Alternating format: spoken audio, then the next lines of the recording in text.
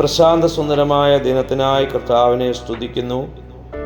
ലോകത്തിൻ്റെ വിവിധ ഇടങ്ങളിൽ സർവശക്തനായ ദൈവം നമ്മെ പരിപാലിക്കുന്ന ദൈവത്തിൻ്റെ കരുണയ്ക്കായി കർത്താവിന് മഹത്വം അർപ്പിക്കുകയാണ്. ഇക്കഴിഞ്ഞ മെയ് 1 ആഗോള തൊഴിലാളി ദിനമായി ആചരിപ്പാനിടയായി. ഇതിന് പിന്നിലെ കഥ ഇപ്രകാരമാണ്.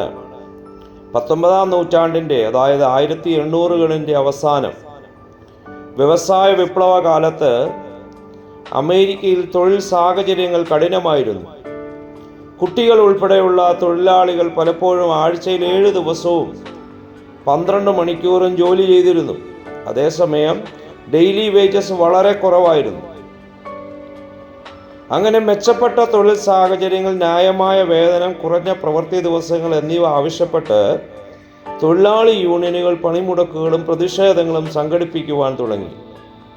അങ്ങനെ 1882 സെപ്റ്റംബർ 5-ാം തീയതി സെൻട്രൽ ലേബർ യൂണിയൻ സംഘടിപ്പിച്ച ആദ്യത്തെ തൊഴിലാളി ദിന പരേഡ് ന്യൂയോർക്ക് സിറ്റിയിൽ നടന്നു. തൊഴിലാളികളുടെ അവകാശങ്ങൾക്ക് പിന്തുണയുമായി ആയിരക്കണക്കിന് തൊഴിലാളികൾ ശമ്പളമില്ലാതെ അവധിയെടുത്ത് സിറ്റി ഹാളിൽ നിന്ന് യൂണിയൻ സ്ക്വയറിലേക്ക് മാർച്ച് നടത്തി. 1886 മെയ് 4-ന് ഹേ മാർക്കറ്റ് സ്ക്വയറിൽ നടന്ന മാർച്ച് ഭയങ്കരമായ പ്രതിസന്ധിയിലൂടെ പോകുവാനിടയായി. ബോംബ് സ്ഫോടനം ഉൾപ്പെടെയുള്ള അക്രമങ്ങളും ഏറ്റുമുട്ടലുകളും അവിടെ നടക്കുവാനിടയായി. അക്രമാസക്തരായ ജനത്തെ നിയന്ത്രിക്കുവാൻ പോലീസ് പാടുപെട്ടു. അതിൽ അനേക പോലീസ് ഓഫീസേഴ്സും സാധാരണക്കാരും ആ ബോംബ് സ്ഫോടനത്തിൽ മരണമടയുവാനിടയായി. 1894-ൽ ഈ പുൾമാൻ പണിമുടക്കിന് ശേഷം അന്നത്തെ പ്രസിഡന്റ് ആയിരുന്ന ഗ്രോവർ ക്ലീവ്ലൻഡ് തൊഴിലാളി പ്രസ്ഥാനവുമായി നല്ല ബന്ധം പുനഃസ്ഥാപിക്കുവാൻ ശ്രമിച്ചു. തൊഴിലാളി ദിനം മെയ് 1-ാം തീയതി ദേശീയ അവധി ദിനമായി പ്രഖ്യാപിച്ച നിയമം അദ്ദേഹം പാസാക്കി. 1894 ജൂൺ 28-ന് അതിന്മേൽ അദ്ദേഹം ഒപ്പുവെച്ചു. അങ്ങനെയാണ് തൊഴിലാളി ദിനം മെയ് 1 ആക്കിക്കൊണ്ട് ലോകമെമ്പാടും അധ്വാനിക്കുന്ന ജനവിഭാഗത്തിന് ആവശ്യമായ പിന്തുണ നൽകിക്കൊണ്ട് മെയ് 1 തൊഴിലാളി ദിനമായി ആഘോഷിക്കുവാൻ തുടങ്ങിയത്. ദൈവത്തിൻ്റെ വചനമാകുന്ന ബൈബിൾ പഠിക്കുമ്പോൾ ആദ്യം മനുഷ്യന് തൊഴിൽ കൊടുത്തത് യഹോവയായ ദൈവം തന്നെയാണ്. ഉൽപ്പത്തി പുസ്തകം 2-ാം അധ്യായം 15-ാം വാക്യത്തിൽ നമുക്ക് കാണുവാൻ സാധിക്കുന്നു, യഹോവയായ ദൈവം മനുഷ്യനെ കൂട്ടിക്കൊണ്ടുപോയി ഏദൻ തോട്ടത്തിൽ വേല ചെയ്യുവാനും അതിനെ കാപ്പാനും അവിടെയാക്കി. ഇതിൽ നിന്ന് മനസ്സിലാക്കുവാൻ കഴിയുന്നത് മനുഷ്യൻ വേല ചെയ്ത് ജീവിക്കണമെന്നത് ദൈവത്തിൻ്റെ പദ്ധതിയാണ്. ഈ ഭൂമിയിൽ വേല ചെയ്ത് ജീവിക്കണമെന്നുള്ളത്. നൂറ്റാണ്ടുകൾ പിന്നിട്ടപ്പോൾ മനുഷ്യന്റെ വേലയുടെ കാഠിന്യം വർദ്ധിക്കുവാൻ തുടങ്ങി. മിസ്രൈമിൽ ഇസ്രായേൽ ജനം അനുഭവിച്ച ജോലിഭാരം ഭയങ്കരമായിരുന്നു. അതുപോലെ നാം കേട്ടതുപോലെ 19-ാം നൂറ്റാണ്ടിൻ്റെ അവസാനം വരെയും വേലയുടെ കാഠിന്യം തുടർന്നുകൊണ്ടിരുന്നു.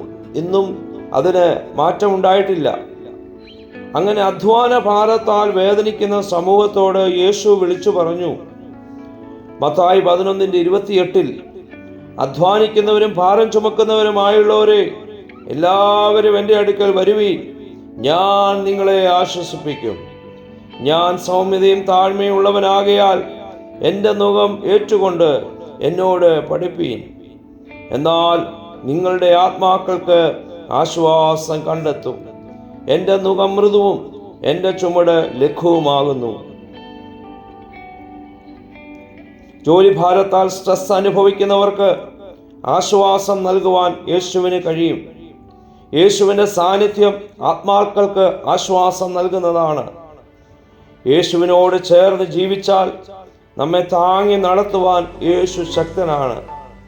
മനുഷ്യൻ ചുമക്കുന്ന ഏറ്റവും വലിയ ഭാരം അവൻ്റെ പാപഭാരമാണ്. യേശു നമ്മുടെ പാപങ്ങൾക്കായി ക്രൂശിൽ മരിച്ചു. യേശുനാഥന്റെ രക്തം നമ്മുടെ പാപങ്ങളെ കഴുകിക്കളയുവാൻ ശക്തമാണ്. യേശുവിനോട് പ്രാർത്ഥിക്കുന്നവർക്ക് വേണ്ടി യേശു അത്ഭുതങ്ങൾ ചെയ്യുവാനിടയായിത്തീരും. നമ്മുടെ ജോലി ഭാരം നമ്മെ ബുദ്ധിമുട്ടിക്കുന്നെങ്കിൽ നമ്മെ ആശ്വസിപ്പിക്കുവാൻ, നമ്മെ അത് ചെയ്യുവാൻ, ബലപ്പെടുത്തുവാൻ, അത് പൂർത്തീകരിക്കുവാൻ നമ്മെ സഹായിക്കുന്ന ഒരു കർത്താവാണ് നമ്മോട് കൂടെയുള്ളത്. അതുകൊണ്ട് ഇന്ന് പൽക്കാലം ജോലി ഭാരത്താലും മനസ്സിൻ്റെ വേദനയാലും വിവിധ സ്ട്രെസ്സുകളാലും ഭാരപ്പെടുന്നവരെ ആശ്വസിപ്പിക്കുന്ന യേശുവിൻ്റെ കരം ഇന്ന് പൽക്കാലം നിങ്ങൾക്ക് വേണ്ടി വെളിപ്പെടട്ടെ എന്ന് ആഗ്രഹിക്കുന്നു, പ്രാർത്ഥിക്കുന്നു. ഈ വചനങ്ങളാൽ കർത്താവ് നമ്മെ അനുഗ്രഹിക്കുമാറാകട്ടെ. അധ്വാനിക്കുന്നവർക്കും ഭാരം ചുമക്കും